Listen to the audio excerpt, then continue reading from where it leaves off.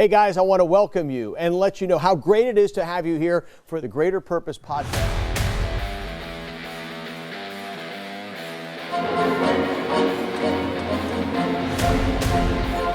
What's up? Yeah, that's good. Hey guys, I just wanted to open this episode of the Greater Purpose Podcast with a little bit of a disclaimer. This next gentleman, we had some difficulties on both of his podcasts. The last one, something with the facial recognition, focusing in, etc. It focused in on the Willie Ace bobblehead almost the entire time. So we're a little bit blurry on the sides, but the podcast is still great. There was some wonderful information and very encouraging, motivating, and inspiring. So we didn't want to not post it. So if you'll just bear with us on that, maybe just turn on the audio. You don't have to worry about the video, because what you're going to see is the Willie Ace bobblehead in focus, and we're kind of not. But anyway, just want to let you guys know that. So this episode is Robert King. Welcome to the Greater Purpose Podcast. Sharing the background, all that good stuff. Awesome. Yeah, so my producer is gone again. I tell everybody this every time it happens, because we have had some technical difficulties on, let's see, we had one podcast with no audio. We had a podcast with anything at all. And we had a podcast that was audio only. And guess who that was? That would have been me. So we have begged Robert King to come back. We've been calling him every day ever since. No, just kidding. We sent a few messages. Somebody has to remind me. Yeah. Well, we had the same thing with Shannon Williams, and I've kidded around that we talked to him every day till he came back, to make it sound really important, right? But no, that's not true. It is important. Yeah. But we texted back a few times. We got it squared away. So my friend Robert King is here. We're glad to have you on the Greater Purpose Glad to be Podcast. back again. Thank you, Bill. Good. So real quick, tell us a little bit about Robert King so we know who you are. Well, let's see. I'm proud to be the husband of my beautiful wife, Susan, and the father to two wonderful kids, our son, Benjamin, and our daughter, Elizabeth.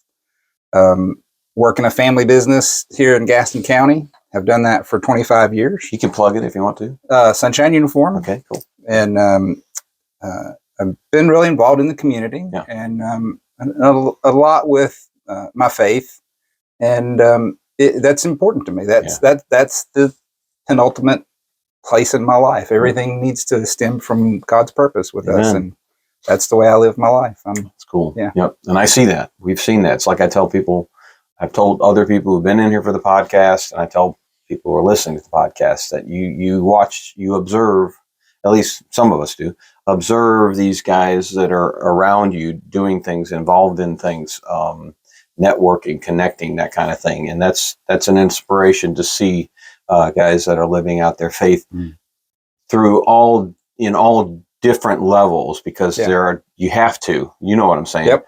There are some levels you can just lay it right out there, break the Bible out, and you can just pour it out. There are other levels where you got to kind of reel it in a little bit, and then there's some you can just get right on down and just start praying and laying hands. So But anyway, so that's cool. I've seen you do that, and that's pretty awesome. And from the political perspective, we talked about this before. This is not a political podcast, but still, we need to be just like every pastor who's been in here and everyone else who we've spoken to about politics. Let's see, Brentley, Shannon Williams, Ray Hardy. We need to be involved. Oh yeah, politically. We can't sit in the pew. We can't kneel at the altar. We can't sing in the choir. We can't do the Bible study and then go home and do absolutely nothing politically. And don't complain about something if you're not willing to get involved. That's it. That'll be my mantra. Good. That's good. Yeah. That's good. Well, my wife says, she says we vote, and I get that. She's counting on me to be that activist. Yeah. Same. So, I'm somewhat the same. I've got my wife's support at home. Yep. Very strong support in my family, but she's like, please don't just don't make me go to things. That's right. But she knows you do that part of it. Yep, exactly. And to me, this is totally not where we're supposed to be going on the podcast. But here we are with the chair of the GOP. We might as well go ahead, the Gaston County GOP. We might as well go ahead in that. My opinion, if you had that in every family and had just at least that one person that was that activist politically, then I think you take care of all that. You take care of the whole church. But unfortunately, not chiding anybody out there, not trying to make you feel guilty. But if you're not, or don't have someone in your family that is politically active, get involved. Yeah, get involved. So read your Bible. The Bible says we need to be involved. So, but anyway, sorry about that. We don't usually do that. But Well, yeah, we went way sideways. My fault. Hey, I get to do that, right? It's mine. It's my your podcast. show. I can do what I want, right? I try not to make it like that. But anyway, so all right, cool. So let's go ahead with our general line of questioning, like we always do. Mm-hmm. And if you would tell us that, when did you first understand, realize, see, recognize the importance of being a godly man? I think if I had to absolutely just say this was the time.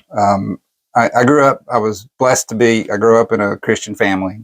Mom and dad very strong with the church, grandparents on my mom's side the same way. And I saw the way they lived, especially my dad and my grandfather. And actually, my grandfather was my minister. Oh, wow. Yeah. And we had this little Baptist church that he founded, no air conditioning. Yeah.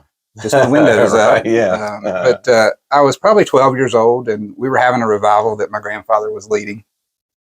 And I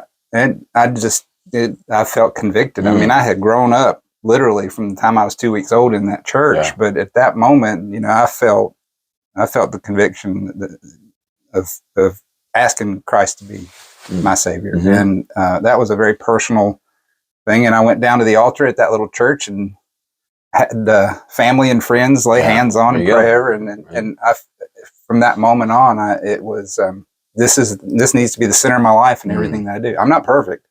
I'm a sinner saved by grace and grateful for that grace. But I try to be obedient to that calling. Yeah, that's cool. Yeah. Yeah. Well, and that's what we say on here is none of us have achieved. We're not acting. Oh, yeah. That's why we call it the greater purpose. So part of the reason, but like the greater purpose of a Godly Man Conference, godly men are the men that are living it out. Yep. Not already having achieved it. Yep. Yep. So absolutely. That's what we want. Oh, it's a work in progress every day. Well, and that's the great thing about having guys like you on here is, and everyone that's been on here, is every single one of us, we all realize that, and that's what we're trying to express. Yeah. Don't give up that attempt, that walk to godliness, because it is a daily walk. So yeah, cool. All right. So through that, or maybe since then, you've had inspirational people in your lives. So who would you say was your biggest inspiration? Man, woman? Probably my dad. Mm-hmm. And my dad was not, he was not an evangelical kind of really reaching out like an evangelical minister would. He lived his ministry. Mm-hmm. He lived his witness. And everybody knew by the way my dad acted, treated people, took care of people. He'd never met a stranger, and he would literally give you the shirt off his back. Yeah. He helped so many people. He never bragged about it. He was one of the most humble people I've ever known. Proud to know that. And he was truly an inspiration for me. I just lost my dad. Yes. A few weeks back, and he was my hero. Mm-hmm. Taught me how to be a godly man, and it was mainly from watching him live his life and live his witness. It's awesome. Yeah, it's cool. It's a great testimony. Yeah, awesome legacy. It is. I was talking to a friend of mine. I won't say his name because I think he watches the podcast. But we talked about. He was talking about leaving behind, like the money and the property and the whatever, that kind of stuff. Yeah. And I was like, dude, it's not about that. It's about your legacy is way more than that. It's about being a godly man, being an example, leaving Christ behind in their life for them, for their existence, that kind of stuff. And he was like, yeah, I guess you're right. But I mean, I get it. I get the other stuff too. Well, so and I feel blessed that my inheritance was that from my dad. Cool. And my mom, obviously, she was instrumental. I learned how you should treat a wife, a spouse, from watching my mom and dad. Yeah, that's lacking in so many marriages. Yep. Even Christian marriages. Yep. I hate to say it. So, but cool. All right. So, and then how do you feel like through your inspirations, your mom, your dad, your grandfather, how do you feel like you've been most effective in taking that godly perspective that you should be trying to walk in and applying it to build into other lives? Well, it's for me, I'd try to do what my dad did, which was live it, treat people with respect and kindness, and when the opportunity arises to I'll give you an example. I worked for a large national company, an international company for about a decade. And I had a divisional VP who I worked for directly, and he was not saved. He was not a Christian. But he came to my office one day and he goes, "Christian, aren't you?" Mm-hmm. And it was like, "Yeah, I am." Uh-oh. And there was my opportunity. Yeah. And because he said, "I could tell by the way you live your life." Oh, that's cool. And see, that's me. And that was one of those opportunities where you go, "Okay, all right, here, don't let me screw this up." And that was my opportunity to witness to that gentleman who was my boss. That's awesome. But he asked. And that is cool. Yeah, I owned it. That's great. That's cool. That's good. Yeah, the reason I said is because, especially back in the whatever decade that was, there's a period of time, and we got to stop this, guys. There was a period of time where we were afraid to say that. Yeah, yeah. We're living it. Somebody asks us, and we're like, play it off. Don't do that. Yeah, we need to step up and claim it. So whatever the ramifications might be, we need to own it. Like you just said, we need to own it. Cool. That's pretty neat. Cool. All right. So now we've come to the section of the Fast Five. Fast Five. Okay. Now, I don't know if I keep remembering to edit this to put that in there where there's like a bit of ding, ding, ding, okay. Fast Five. Cool. Because I'll be honest with you guys, when I'm going through and editing, sometimes I just drop it in there and we go. So, I've got a lot of that digital creation stuff going on. Well, I appreciate that. I appreciate that. But I like to have the little things going on. Yeah. So, hey, if it's not in there, just imagine in your mind, Fast Five. There we go. Okay, so I think you just did it. I did, right? Yeah, right. I can just double up on this. I don't know, whatever. Yeah. So, okay, all right. So I don't remember since it's been. Oh, yeah. Well, we said you're back again, so we know that. So I don't remember.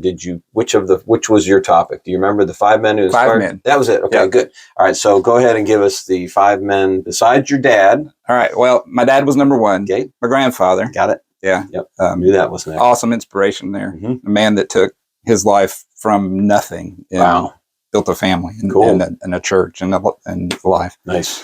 Billy Graham. Yeah. Yeah. Been mentioned. I mean, almost anytime anybody picks the 5, there's usually in there. Yeah, I admire the humility in that man and the way he allowed God to use him to reach the world. Awesome. Yep. And then Ronald Reagan. Yeah.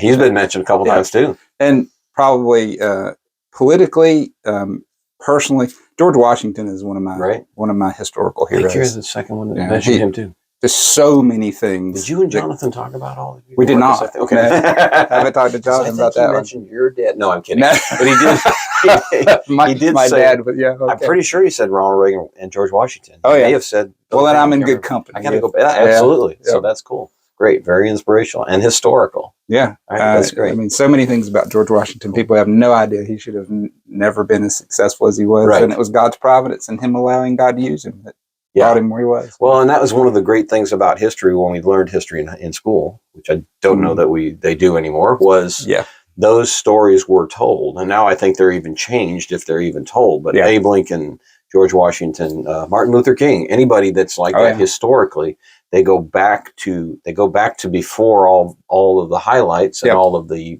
in front of the camera stuff to where they came from. And that is more inspirational sometimes than what they actually accomplished when they got there. Yep. So that's great. Cool. Very good. All right. Nice. So now the fun part, well, it's all fun. It's all interesting. It's all motivational and inspiring. But now for the what we call the fun part is besides my watch going off and the time is up. No, I'm kidding. I gotta go. My watch is set for 4:00.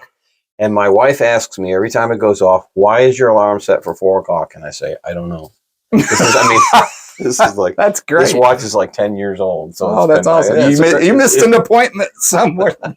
I don't know. I got to turn the alarm off. So whatever. It's awesome. Great. Yeah, no, it's wonderful. But anyway, so fortunately, 4:00. You're not at church or anything, so it's never usually anything going on except you're the not podcast on Sunday, and the minister's looking at you sideways. Right. So now they know that this thing doesn't. It drops at 11:00 on a Monday morning, but it is not really. Okay. I just gave that away. Gotcha. So, I think everybody kind of knows that. So, all right, your sports related story. Go ahead. Okay, so several that I'm a huge Cubs fan. Grew up in a little town. I mean, oh my gosh, everything in this place. I mean, right down to the floor, literally is Cubs.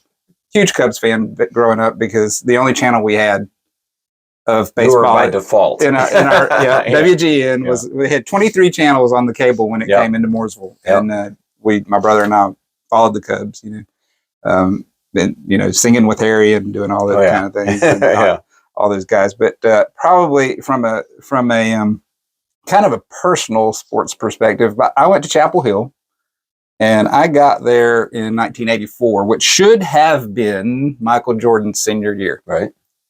He obviously we all know he left early. So I worked through college. I worked a job being a dorm attendant at a desk. And usually I was there midnight to 4 or 4 a.m. to 8 a.m. Sounds like fun. Yeah. So not a lot going on typically. Usually, occasionally you get something exciting happen. But I was there one night. It was probably 1 or 1:30 in the morning. And I'm studying something, and people would come up to the desk and you're not half paying attention. And the guy comes up to the desk and he goes, "Man, can you let me in there?" And the dorm I was in was the basketball players' dorm. Okay. So there was a lot of times the guys didn't have their keys. We had a button. We could open their hall for them. Right. I looked up. I said, "Sure." And it was about to hit the button. It was Michael Jordan. Oh, wow. Yeah. So, he's not that much older than me, but he's an intimidating figure at that point. I said, "Sure thing, Mr. Jordan." So I pushed the button. But that's my up close and personal experience with Michael Jordan. Yeah. I think you're the second Michael Jordan. Oh, story. yeah. Hal Weatherman had one about Michael Jordan. Awesome. But I'll let you watch. Great guy. Hal's a great guy. Yeah, he is a good guy. So cool. All right. Very nice. That's awesome. So we did all that stuff. Now the big prize present, not prize. They're not prizes. You didn't win anything. I won by getting to be here. The big presentation of the gifts, the parting gifts. You a brand new car. Not a car. A brand new. Oh, wait. We're redoing this because you already got your. I already got my. You already got your Mr. Bill's hand sanitizer. I did. Now Shannon has put his on his office desk. He told me. I think I've used half of mine already. Nice. All right. It's becoming useful. That's wonderful. I thought it was just a big joke that we were giving it out. Oh no. So cool. And then you won't get one of these because you already have one. Got my card. Got your card, but we got to show it for gimmick purposes. That's awesome. The Willie Ace, and I've already gotten questions about who's this guy. Oh yeah, so Shannon said he had his in his office. So and he's got his Lego superhero. Mine was stolen from me. No. Yeah. Yeah. Okay. Well, all right. So here's what we'll do. We have two here.